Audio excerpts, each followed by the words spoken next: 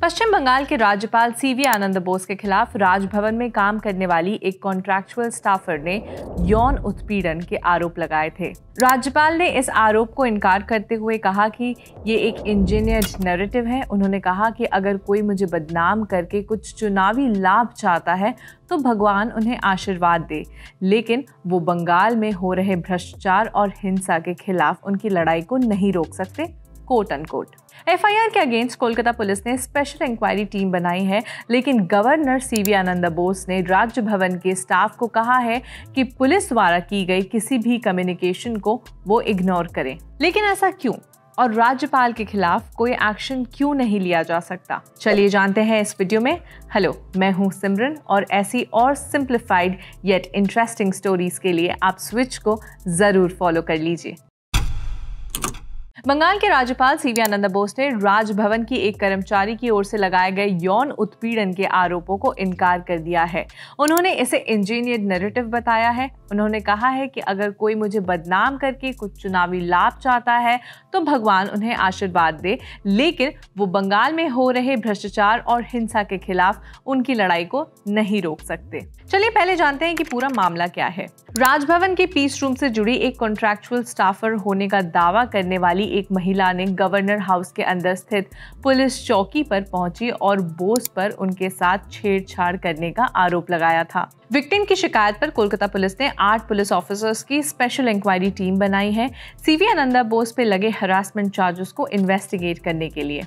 लेकिन governor CV आनंद बोस ने राजभवन के सभी स्टाफ को कहा है कि पुलिस की तरफ से हुई कोई भी कॉन्वर्सेशन को या कम्युनिकेशन को वो इग्नोर करें। उन्होंने कहा है कि उनके खिलाफ कोई भी क्रिमिनल प्रोसीडिंग्स नहीं हो सकती जब तक वो गवर्नर के ऑफिस में है। चलिए जानते हैं ऐसा कौन सा कानून है जिसे देश के गवर्नर्स और प्रेसिडेंट अपने कवच के तौर पर यूज करते हैं।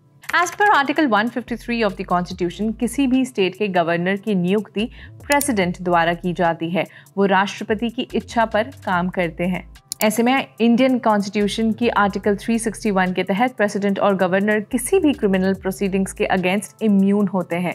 इसका मतलब यह है कि उनके खिलाफ कोई भी कार्यवाही नहीं की जा सकती जब तक वो अपने पद पर नियुक्त है। आर्टिकल 361 के पावर्स को इन 4 केसेस की हेल्प से हम अच्छी तरह से समझ सकते हैं। पहला, गवर्नर या प्रेसिडेंट द्वारा लिए गए किसी भी एक्शन या डिसीजन के लिए उन्हें कोर्ट में अकाउंटेबल नहीं ठहराया जा सकता। दूसरा, प्रेसिडेंट या राज्यपाल के खिलाफ कोई भी क्रिमिनल केस नहीं फाइल किया जा सकता जब तक वो अपने ऑफिशियल टर्म में मौजूद है। तीसरा, जब तक वो अपने पोजीशन पर नियुक्त है उन्हें अरेस्ट नहीं किया जा सकता। चौथा, अगर उनके खिलाफ कोई भी सिविल प्रोसीडिंग्स चल रही है उनके पद पर नियुक्त होने से पहले या उसके बाद में, तो उसकी कार्यवाही तभी हो सकती है जब 2 महीने पहले का नोटिस दिया जाए और उसमें ये बताया जाए कि कार्यवाही किस मामले में होगी और क्यों होगी। Basically article 361 of the constitution governor और प्रेसिडेंट को इम्यूनिटी प्रोवाइड करता है अगेंस्ट एनी क्रिमिनल चार्जेस। और इसी इम्यूनिटी की बात वेस्ट बंगाल के गवर्नर सीवी आनंद बोस ने राजभवन के सभी स्टाफ को बताई है, जिस वजह से कोई भी स्टाफ इस मामले पर पुलिस से बातचीत करने को तैयार नहीं है। गवर्नर सीवी आनंद बोस पर लगाए गए इल्जाम पर टीएमसी ने कड़ी निंदा की है। ऐसी घिनौनी हरकत अगर इस जगह ऑफिस ऑफ द गवर्नर और राज्यपाल करेंगे, राजभवन में करेंगे, ये कैसे हो सकता है? ये तो कैसे कोई मानेगा ये सब?